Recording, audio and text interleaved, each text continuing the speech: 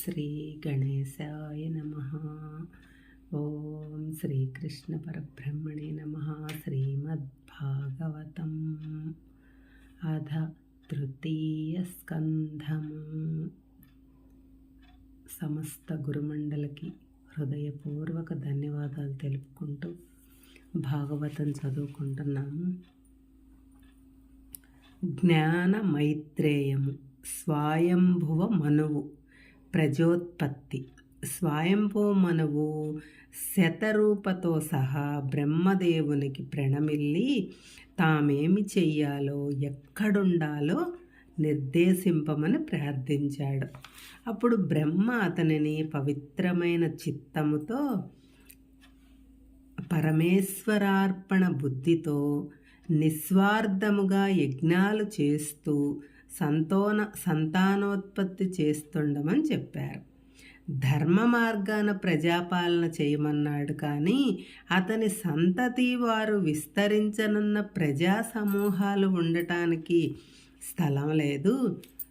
జలగర్భంలో మునిగి ఉన్న భూమండలాన్ని పైకి తేవటం ఎలాగా ఏమీ దిక్కుతోచక బ్రహ్మగారు భగవంతుణ్ణి స్మరించుకున్నాడు. వెంటనే బ్రహ్మ ముక్కు నుంచి బొటన వ్రేలంత పరిమాణంతో యజ్ఞవరాహమూర్తి బయటికి వచ్చి చూస్తుండగానే ఒక ఎత్తు ఏనుగంతగా ఎదిగిపోయాడు. అక్కడనున్న మరీచాది మునులు, మనువు మొదలైన వారందరూ ఆశ్చర్యపడ్డారు. వరాహమూర్తి భయంకరంగా గర్జిస్తూ గంతులు వేస్తూ పర్వతమంతగా పెరిగిపోయాడు. శ్రీహరి ఈ విధంగా కరుణించినందుకు బ్రహ్మగారు ఎంతో ఆనందభరితుడయ్యాడు. జనోలోక, తపోలోక, సత్యలోక వాసులైన ఋషులు వేద మంత్రాలతో ఆ దివ్యమూర్తిని స్తుతించారు. వరాహమూర్తి సముద్రంలో ప్రవేశించి బీభత్సంగా నీటిని చెల్లాచెదరు చేసి పాతాళలోకానికి ప్రవేశించాడు. అప్పుడు సముద్రంలో దాగి ఉన్న హిరణ్యాక్షుడనే ఒక రాక్షసుడు ఆగ్రహంతో ఆ వరాహమూర్తిని ఎదుర్కొని గదను భయంకరంగా తిప్పుతూ మీద పడబోయాడు. ఆ ఘోర పోరాటంలో రాక్షసుడు హతమయ్యాడు. అప్పుడు ఆ అవతారమూర్తి భూమిని తన కొర చివరను నిలిపి సముద్రం నుంచి పైకి తీసుకువచ్చాడు. బ్రహ్మాది దేవతలందరూ అమితానంద భరితులై ఆ మహామూర్తిని సంస్తుతించారు. స్వామి, నీవు యజ్ఞస్వరూపుడవు, యజ్ఞకర్తవు, యజ్ఞభోక్తవు, యజ్ఞఫలప్రదాతవు, యజ్ఞరక్షకుడవు, సమస్తము నీవే. ఓ దేవా, ఈ విశ్వాన్ని సృష్టించేది, రక్షించేది, లయింపజేసేది నీవే కదా. సమస్తము నీవే అన్న నీ లీలను వర్ణించటానికి మాకు సాధ్యపడుతుందా ప్రభు అని ప్రార్థించగా శ్రీహరి సంతుష్టుడై భూమండలాన్ని సముద్రం మీదకి సుస్థిరంగా నిలిపి అంతర్ధానమయ్యాడు. జ్ఞాన మైత్రేయము. హిరణ్యాక్ష, హిరణ్యకశిపులు. స్వయంభువ మనువు శతరూపాలను, ప్రియవ్రతుడు, ఉత్తానపాదుడు అనే ఇద్దరు పుత్రులు, అకూతి, దేవహుతి, ప్రసూతి అనే ముగ్గురు పుత్రికలు కలిగారు. ఆకూతిని రుచి ప్రజాపతికి, దేవహుతిని కర్దం ప్రజాపతికి, ప్రసూతిని దక్ష ప్రజాపతికి ఇచ్చి వివాహం చేశారు. దక్ష ప్రజాపతి కుమార్తెలలో దితి ఒకటి. ఈమె కశ్యప ఋషి యొక్క 13 భార్యలలో ఒకటి. ఒకనాడు కశ్యపుడు సాయం సంధ్య కర్మలన్నీ ముగించుకొని ధ్యానం చేస్తుండగా దితి అతనిని సమీపించి ఆమె కామము, సంతానం కొరకు తత్క్షణమే సంభోగాన్ని కోరింది. అది అసుర సంధ్య. ఆ వేళప్పుడు భూతగణాలతో త్రినేత్రుడు సంచరించే వేళ గనక ఒక్క ముహూర్త కాలం ఆగమని ఎంత నచ్చ చెప్పినా వినకుండా భర్తను నిర్బంధించి తన కోరికను తీర్చుకుంది. తరువాత తన తొందరపాటుకు తానే సిగ్గుపడి చింతిస్తున్న దితితో కశ్యపుడు ఇలా చెప్పాడు, సుందరి, నీవు చేసిన ఈ విపరీత పని వలన నీ గర్భంలో 2 ఘోర రాక్షసులు పుట్టి లోకకంటకులై శ్రీహరి చేతనే చంపబడతారు. కానీ నీ మనుమడు మాత్రం పరమ భాగవతుడై దిగంతములలో శాశ్వత కీర్తిని పొందుతాడు. ఇది విని దితి ఎంతో ఖిన్నురాలైంది. అయినా తన పుత్రులు శ్రీహరి చేత చంపబడతారని, మనవడు పరమ భాగవతుడవుతాడని ఊరట చెంది సంతసించింది. తనకు పుట్టబోయే పుత్రుల వలన దేవతలకు బాధలు కలుగుతాయని భయపడి దితి ఆ గర్భంలో పెరుగుతున్న కశ్యప బీజాన్ని 100 సంవత్సరాలు మరుగున పరిచి ఉంచింది. ఆమె గర్భం నుంచి ఒక దివ్య తేజస్సు కనపడుతుంది. దాని కాంతి వలన చంద్రులు కూడా తేజోహీనులుగా కనిపించారట. ముల్లోకాలు తల్లడిల్లాయి. ఏమి ఉపద్రవం జరుగుతుందోనని అందరూ భయపడేవారు. ఆ ఉపద్రవం నుంచి కాపాడమని దేవతలందరూ బ్రహ్మను ప్రార్థించారు. అప్పుడు బ్రహ్మగారు వారితో ఇలా చెప్పారు, కొద్ది కాలం క్రితం నా పుత్రులైన సనక సనందనాదులు శ్రీ మహావిష్ణువును సందర్శించాలని తమ యోగశక్తిచే వైకుంఠధామానికి వెళ్ళారు. 6 మహాద్వారాలను దాటి 7వ ద్వారం వద్ద 2 ద్వారపాలకులను చూశారు. వారు సాధు సత్తములైన ఆ సనాది మునివరేళ్యను లోనికి రానివ్వకుండా అడ్డగించి పురుషవాక్కులతో అవమానించటం చేత ఆ మహామునులకు కోపం వచ్చింది. ద్వారం వద్ద జరుగుతున్న కలకలాన్ని దేవలోక వాసులంతా వచ్చి చూస్తున్నారు.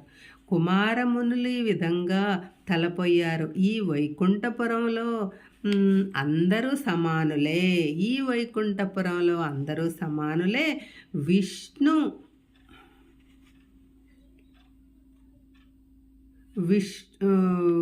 విష్ణు సమానులే, ఉచ్చనీచ భేదాలు ఉండరాదు, రాగద్వేషాలు ఉండవు. మరి ఈ ద్వారపాలకులు ఎందుకిలా ప్రవర్తించారు? మేము వైకుంఠుని దర్శించటానికి అనర్హులమేం కాదు కదా. వీరు వైకుంఠంలో నుండదగిన విధంగా ప్రవర్తించారు గనక ఇక్కడ ఉండటానికి వీళ్ళు అర్హులు కారు అని భావించి మీ యొక్క ధూర్తవర్తనము చేత కామ క్రోధ లోభ గుణాలు తాండవించే లోకంలో జన్మించెదరుగాక అని ఆ జయ విజయులనబడే విష్ణు ద్వారపాలకులను శపించారు.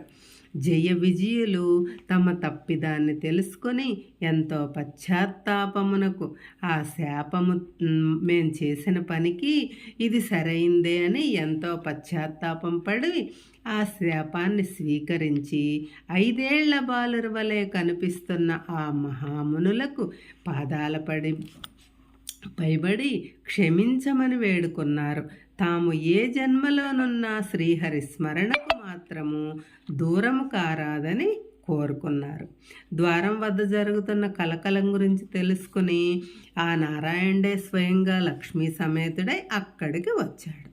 ఆ దివ్య సుందర రూపాన్ని చూసి మునిపుంగవులు మేనులు పులకించగా వారు స్వామిని అనేక విధాలుగా స్తుతించి తమ జీవితాలు ధన్యమైనట్లు గ్రహించిన వారై బ్రహ్మానందభరితులయ్యారు. తాము తొందరపడి ద్వారపాలకులను శపించిన వైనం విన్నవించుకున్నారు. శ్రీహరి సంతసించి సద్బ్రాహ్మణులను అవమానించినందుకు వారిద్దరికీ తగిన శిక్షయే లభించిందన్నారు. సేవకులు చేసిన తప్పిదము యజమానిదే అవుతుంది గనుక తాను కూడా నిందార్హుడే అని పలికి శ్రీ మహావిష్ణువు మన్నించుడని విప్రులను కోరాడు. జయ విజయులతో ఇలా అన్నాడు, మీరు అసురులై పుట్టి నా యందు వైరభావం పెంచుకొని సదా నన్నే స్మరిస్తూ 3 జన్మల అనంతరం మళ్ళీ నా వద్దకు చేరగలరు. లోగడ మీరు లక్ష్మీదేవిని నా మందిరంలో ప్రవేశించకుండా అడ్డు తగిలినందుకు ఆమె వలన మీరు ఈ శాపాన్ని పొందారు. ఇప్పుడు ఈ మునుల వాక్యచే ఆ శాపం ఫలించింది అని చెప్పి నిష్క్రమించారు. జైవిజులు వైకుంఠం నుంచి పడిపోయి దిగి గర్భంలో ప్రవేశించారు. వారితో ఇచ్చిన వైష్ణవ తేజమే దితి గర్భము నుంచి ప్రవేశించింది. ఇది అంతా శ్రీహరి యొక్క లీలా విలాసమే. ఎవ్వరికి ఆయన లీలా విలాసం ఎవ్వరికి అర్థం కాదు. ఆ పరమేశ్వరుడే అందరినీ రక్షిస్తాడు. మీరంతా నిశ్చింతంగా వెళ్ళండి అని బ్రహ్మదేవుడు దేవతలను పంపివేశాడు. దితి రాబోయే అనర్థాలను గురించి చింతిస్తూ కిన్నురాలైంది. తన పుత్రులు లోకకంటకులవుతారనే భయంతో 100 సంవత్సరాలు గర్భిణిగా గడిపి చివరకు 2 మగబిడ్డల్ని కన్నది. ఆ సమయంలో భూమి కంపించింది. పర్వతాలు అదిరినవి, సముద్రాలు అల్లకల్లోలమైనవి, పెనుగాలులు వీచాయి, నెత్తుటి వర్షాలు కురిశాయి, అనేకమైన ఉత్పాతాలు సంభవించాయి. కశ్యపుడు వారికి హిరణ్యాక్ష, హిరణ్యకశిపులని పేర్లు పెట్టారు. ఇద్దరూ సాటిలేని తేజస్సుతో పెరిగి బల పరాక్రమవంతులై తపస్సులు చేసి బ్రహ్మ వలన వరాలు పొందిన వారై దండయాత్రలు ప్రారంభించారు.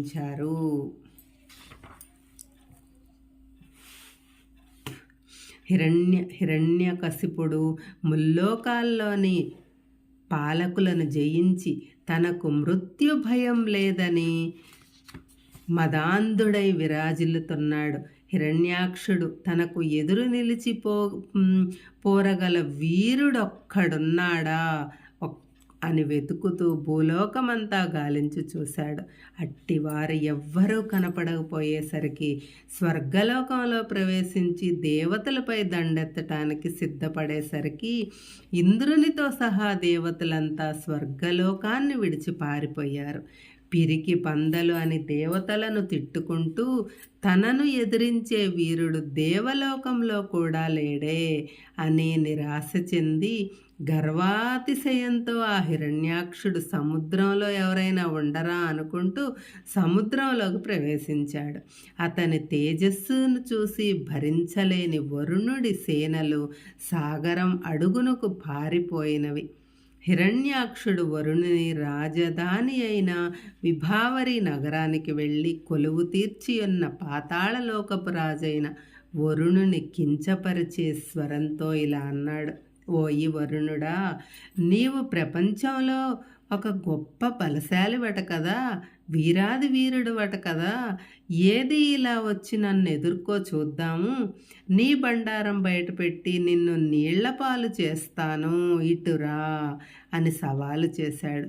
వరుణుడి పరిస్థితిని గ్రహించిన వాడై ఆగ్రహాన్ని దిగమింగి ఇలా బదులు చెప్పాడు. ఓ దానవ వీరుడా, ఎవ్వరితోనూ యుద్ధము చెయ్యరాదనే ఒక నియమంతో ఉన్నాను నేను. నిన్ను ఓడించగల ఏకైక వీరుడు వైకుంఠంలోనే ఉన్నాడు. అక్కడికి వెళ్ళి నీ బలాబలాలు తేల్చుకో. వైకుంఠవాసుడైన విష్ణువు నీలాంటి ఎందరో రాక్షసుల్ని హతమార్చాడు. నీవు కూడా వాళ్లతో చేరాలని ఉవ్విళ్ళూరుతున్నట్టున్నావు. ఆ శ్రీహరి అందరి కోరికలను తీర్చే దయామయుడు. నీ కోరికను కూడా తీర్చగలడు. నీవు అక్కడికే వెళ్ళు అని దైత్యుని పంపించేశాడు. మహాబల మదాంధుడై కథన కండూతితో విష్ణువును వెతుక్కుంటూ వైకుంఠపురం వెళ్తున్న ఆ దానవ వీరునకు దారిలో నారదుడు కనిపించాడు. శ్రీహరి ప్రస్తుతం యజ్ఞవరాహ రూపంలో రసాతలం నుంచి భూమిని ఉద్ధరించటానికి వెళ్ళి ఉన్నాడని, అక్కడనే ఆయన్ను కలుసుకోవచ్చునని చెప్పాడు. రాక్షసుడు ఉగ్రరూపంతో పట్టరాని ఆగ్రహంతో పర్వతంలాగా నడుచుకుంటూ సముద్రంలోనికి ప్రవేశించి పాతాళలోకం చేరాడు. అక్కడ భూమండలాన్ని తన కొమ్ముతో నెత్తటానికి సిద్ధముగానున్న ఆ వరాహమూర్తిని చూసి, ఈ పందియా దేవతల యొక్క మహావిష్ణువు అని వెటకారంగా అరిచాడు. శ్రీహరి తన వీక్షణ మాత్రం చేత ఆ దానవుని దేవకాంతినంతా హరింపజేశాడు. భూమి మీద సంచరించే ఈ పంది సముద్ర గర్భంలో ఏ విధంగా వీర విహారం ఎలా చేయగలుగుతుంది అని రాక్షసుడు ఆశ్చర్యపోయాడు. రాక్షసులకు చెందిన రసాతల నుంచి భూమండలాన్ని దొంగిలించటానికి ప్రయత్నించే ఈ వరాహాన్ని అంతం చెయ్యటానికి గదాధారి అయి ముందుకు వస్తున్న రాక్షసుణ్ణి చూసి ఆ యజ్ఞవరాహమూర్తి భూమండలాన్ని తన కొమ్ముతో నెత్తుకొని సముద్రపు ఉపరితలంపైకి జోరుగా వెళ్ళిపోతున్నాడు. హిరణ్యాక్షుడు అతనిని వెంబడిస్తూ, ఓయి వరాహమా, నిన్ను ఎన్ని విధాలు తిట్టినా నీకు సిగ్గులేదు, రోషం రాదు.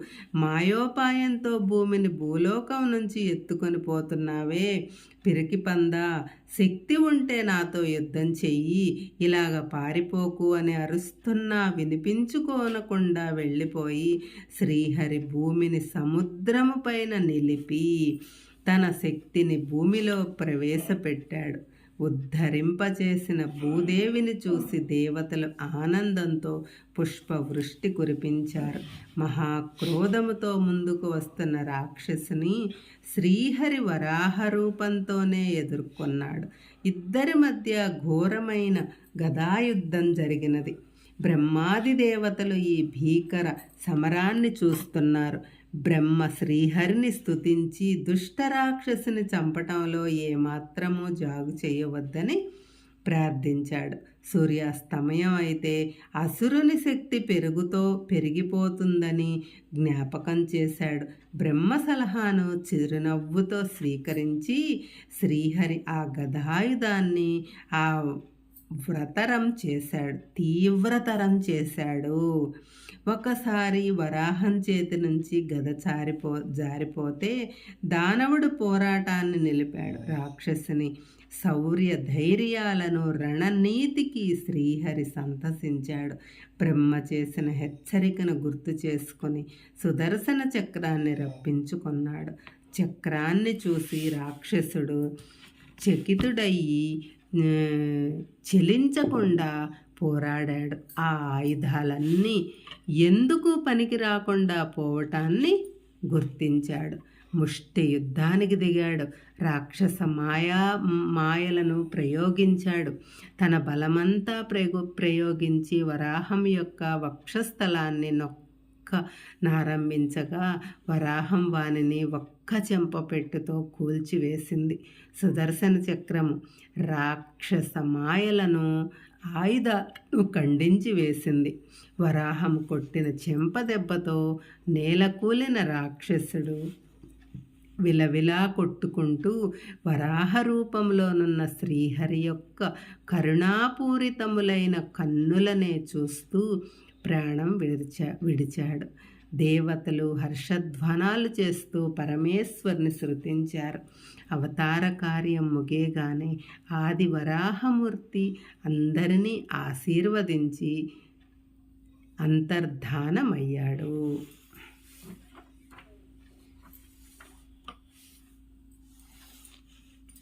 కర్దమ ప్రజాపతి దేవహుతి.